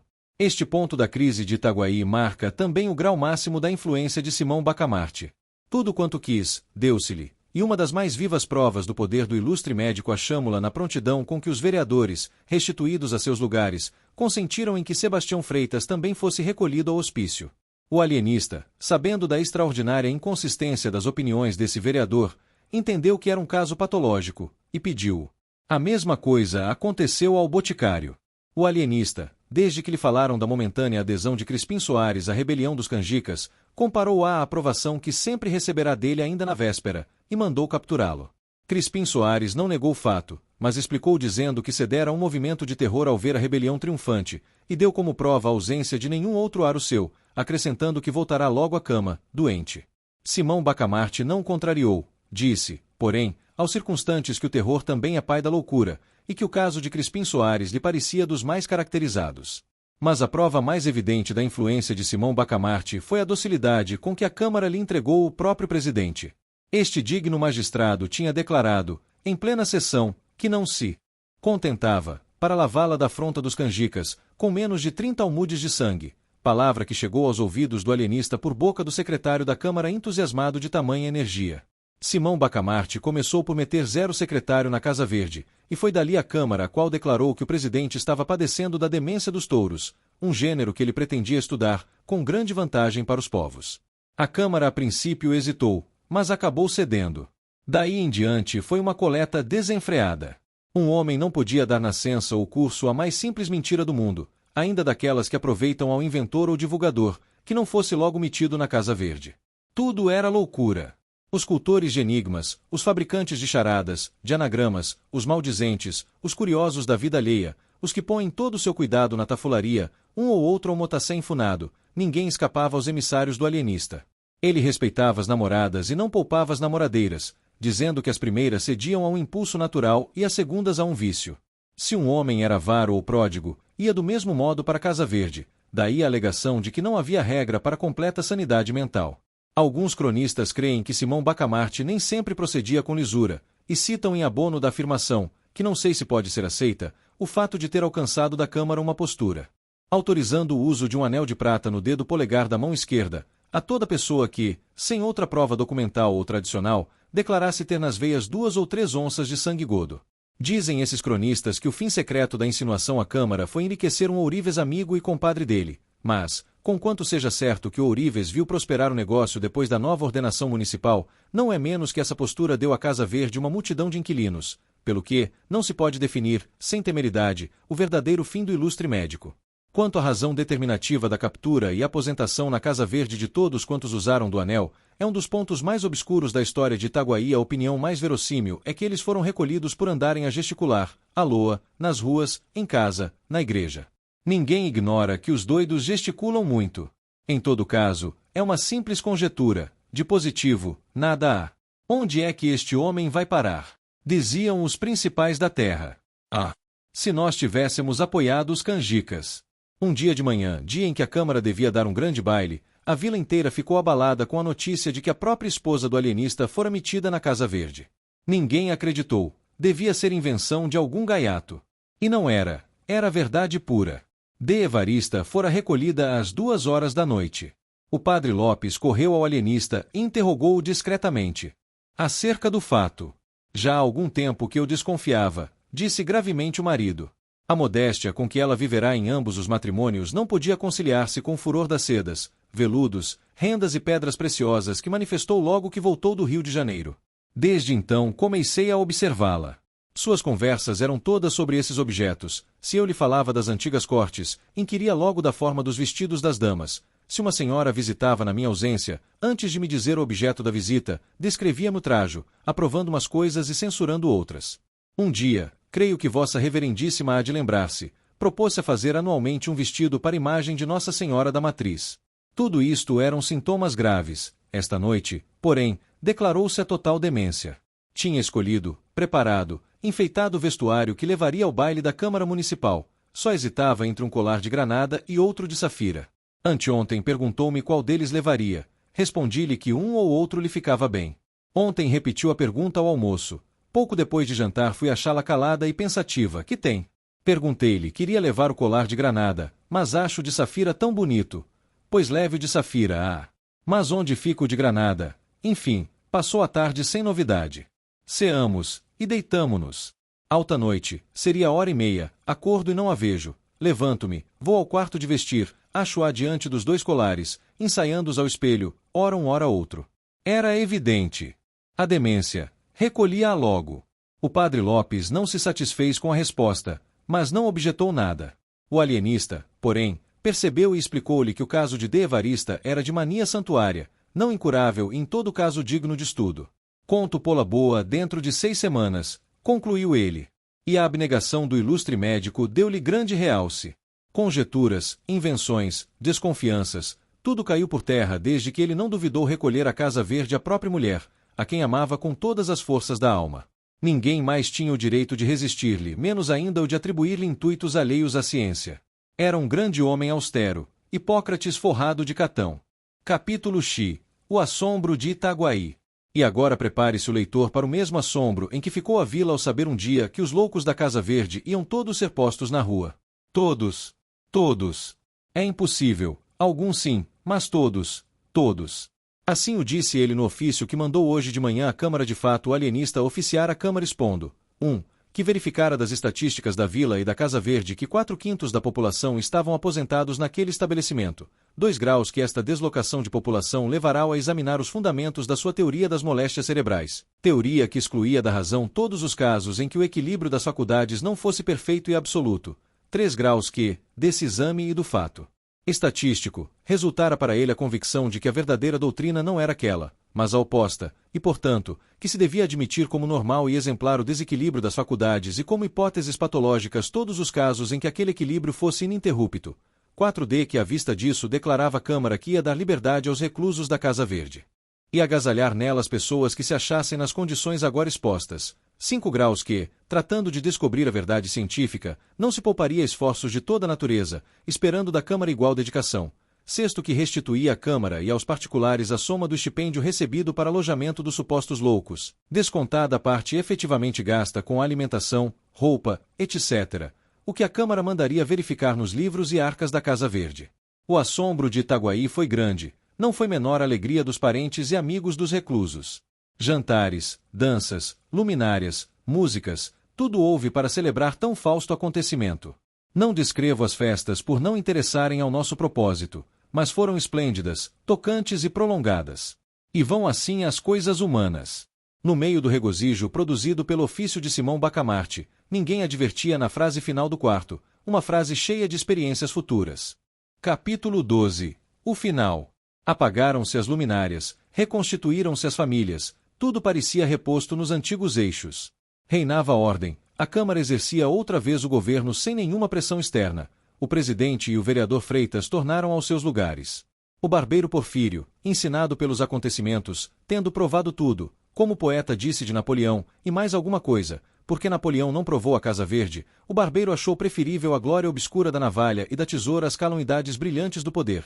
Foi, é certo, processado, mas a população da vila implorou a clemência de Sua Majestade, daí o perdão.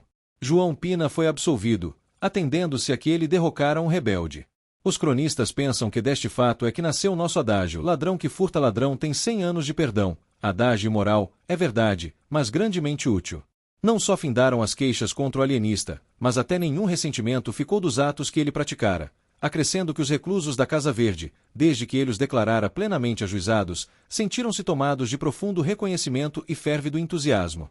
Muitos entenderam que o alienista merecia uma especial manifestação e deram-lhe um baile, ao qual se seguiram outros bailes e jantares.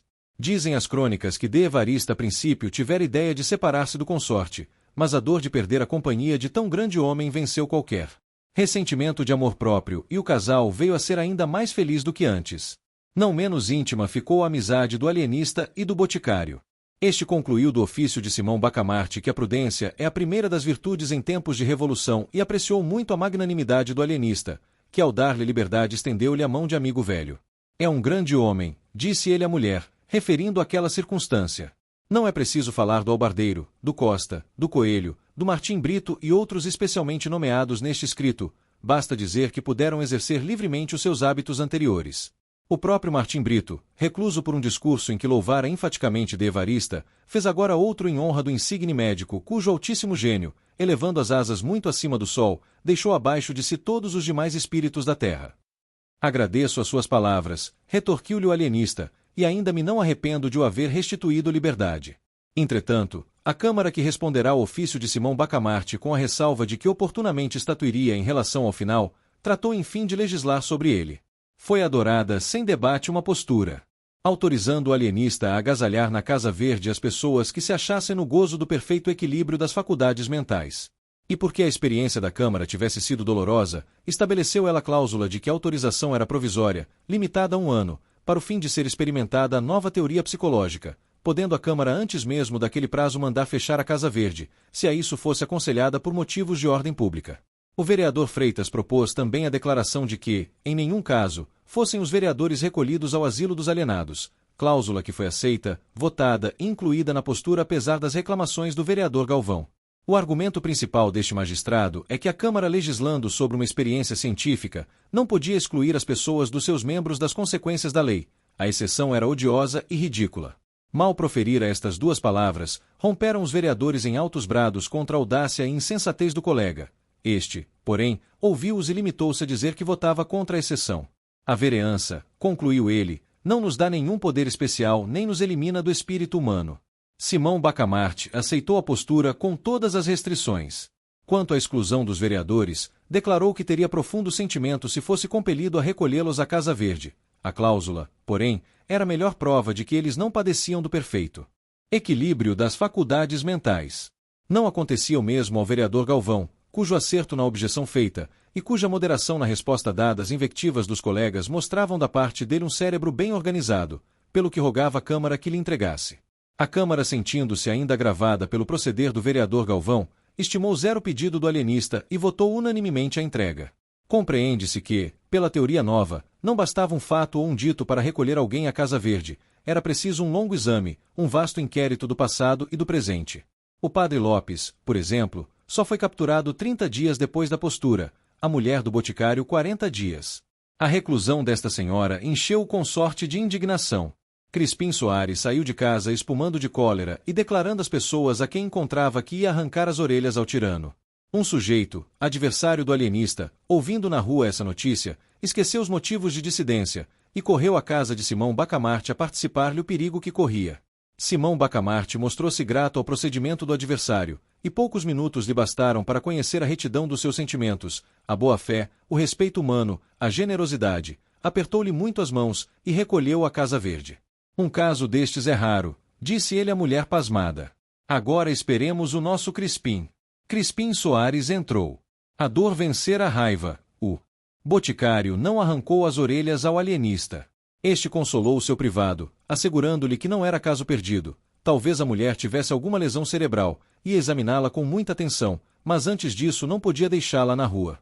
E, parecendo-lhe vantajoso reuni-los, porque a astúcia e velhacaria do marido poderiam de certo modo curar a beleza moral que ele descobrira na esposa, disse Simão Bacamarte. O senhor trabalhará durante o dia na botica, mas almoçará e jantará com sua mulher, e cá passará as noites, e os domingos e dias santos. A proposta colocou o pobre boticário na situação do asno de Burida. Queria viver com a mulher, mas temia voltar à Casa Verde, e nessa luta esteve algum tempo, até que de Evarista o tirou da dificuldade, prometendo que se incumbiria de ver a amiga e transmitiria os recados de um para outro. Crispim Soares beijou-lhe as mãos agradecido. Este último rasgo de egoísmo pusilânime pareceu sublime ao alienista. Ao cabo de 5 meses estavam alojadas umas 18 pessoas, mas Simão Bacamarte não afrouxava, ia de rua em rua, de casa em casa, espreitando, interrogando, estudando, e quando colhia um enfermo levava-o com a mesma alegria com que outrora os arrebanhava às dúzias.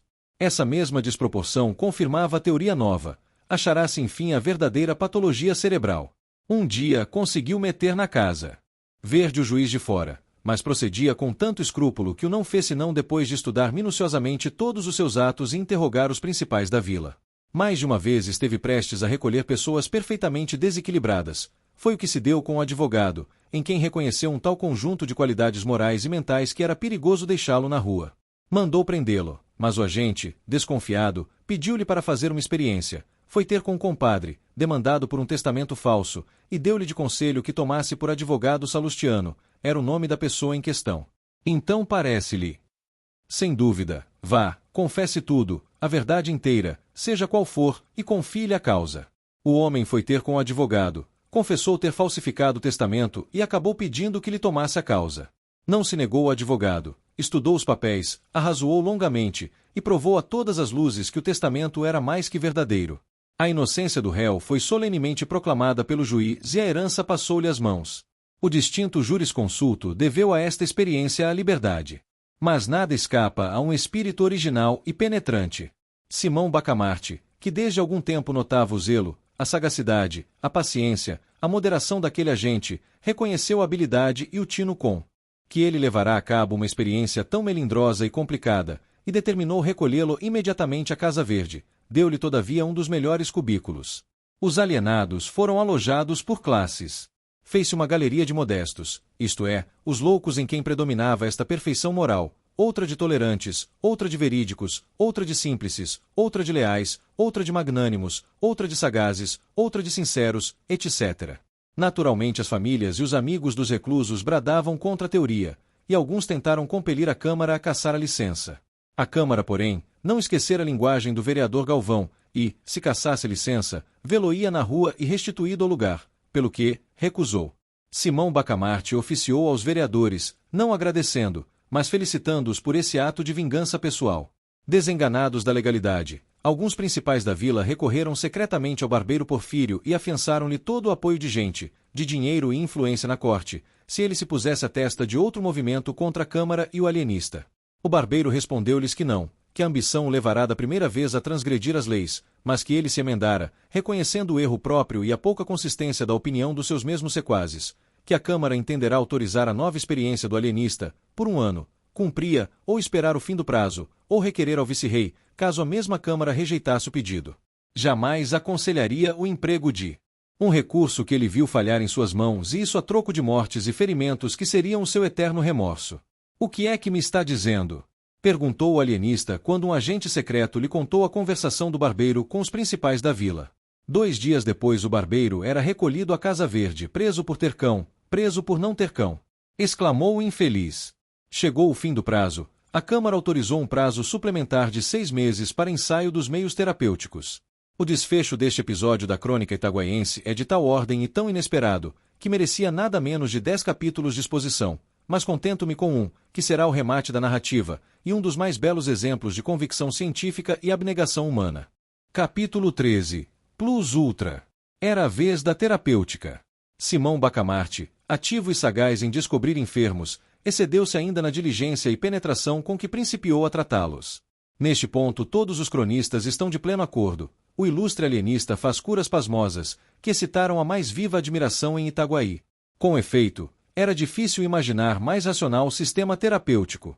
Estando os loucos divididos por classes, segundo a perfeição moral que em cada um deles excedia as outras, Simão Bacamarte cuidou em atacar de frente a qualidade predominante. Suponhamos um modesto. Ele aplicava a medicação que pudesse incutir-lhe o sentimento oposto, e não ia logo às doses máximas, graduava-as, conforme o estado, a idade, o temperamento, a posição social do enfermo. Às vezes bastava uma casaca, uma fita, uma cabeleira, uma bengala, para restituir a razão ao alienado, Em outros casos a moléstia era mais rebelde, recorria então aos anéis de brilhantes, às distinções honoríficas, etc. Houve um doente poeta que resistiu a tudo. Simão Bacamarte começava a desesperar da cura, quando teve a ideia de mandar correr Matraca para o fim de o apregoar como um rival de Garção e de Píndaro. Foi um santo remédio, contava a mãe do infeliz a uma comadre, foi um santo remédio. Outro doente, também modesto, opôs a mesma rebeldia à medicação, mas, não sendo escritor, mal sabia assinar o nome, não se lhe podia aplicar o remédio da matraca. Simão Bacamarte lembrou-se de pedir para ele o lugar de secretário da Academia dos Encobertos, estabelecida em Itaguaí. Os lugares de presidente e secretários eram de nomeação régia, por especial graça do finado rei Dom João V, e implicavam o tratamento de excelência e o uso de uma placa de ouro no chapéu.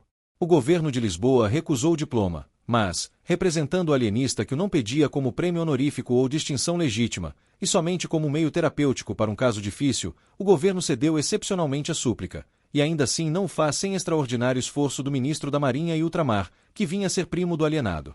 Foi outro santo remédio. Realmente, é admirável. Dizia-se nas ruas, ao ver a expressão sadia e infunada dos dois ex-dementes.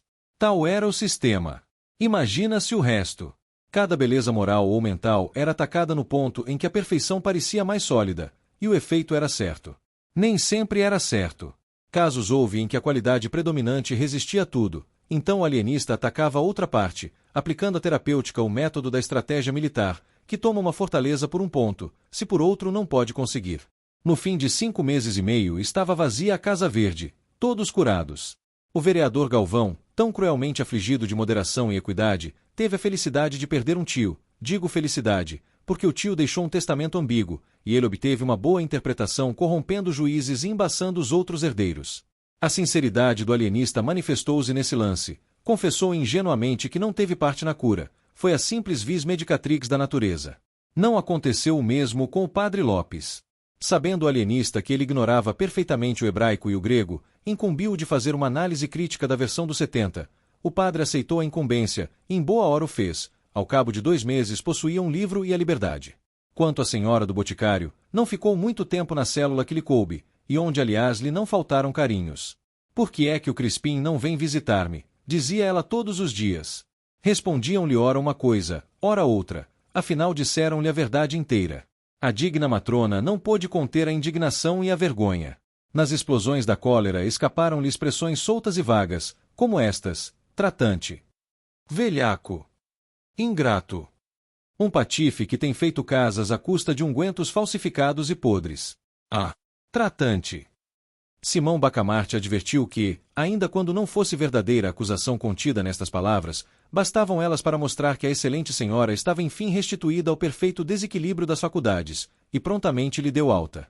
Agora, se imaginais que o alienista ficou radiante ao ver sair o último hóspede da Casa Verde, mostrais com isso que ainda não conheceis o nosso homem. Plus ultra. Era a sua divisa. Não lhe bastava ter descoberto a teoria verdadeira da loucura, não contentava ter estabelecido em Itaguaí o reinado da razão. Plus ultra. Não ficou alegre, ficou preocupado, cogitativo. Alguma coisa lhe dizia que a teoria nova tinha, em si mesma, outra e novíssima teoria. Vejamos, pensava ele, vejamos se chego enfim à última verdade. Dizia isto, passeando ao longo da vasta sala, onde fulgurava a mais rica biblioteca dos domínios ultramarinos de Sua Majestade. Um amplo chambre de damasco, preso à cintura por um cordão de seda, com borlas de ouro, presente de uma universidade, envolvia o corpo majestoso e austero do ilustre alienista. A cabeleira cobria-lhe uma extensa e nobre calva adquirida nas cogitações cotidianas da ciência. Os pés, não delgados e femininos, não graúdos e mariolas, mas proporcionados ao vulto, eram resguardados por um par de sapatos cujas fivelas não passavam de simples e modesto latão. Vede a diferença, só se lhe notava luxo naquilo que era de origem científica. O que propriamente vinha dele trazia a cor da moderação e da singeleza, virtudes tão ajustadas à pessoa de um sábio. Era assim que ele ia, o grande alienista, de um cabo a outro da vasta biblioteca, metido em si mesmo, estranho a todas as coisas que não fosse o tenebroso problema da patologia cerebral. Súbito, parou.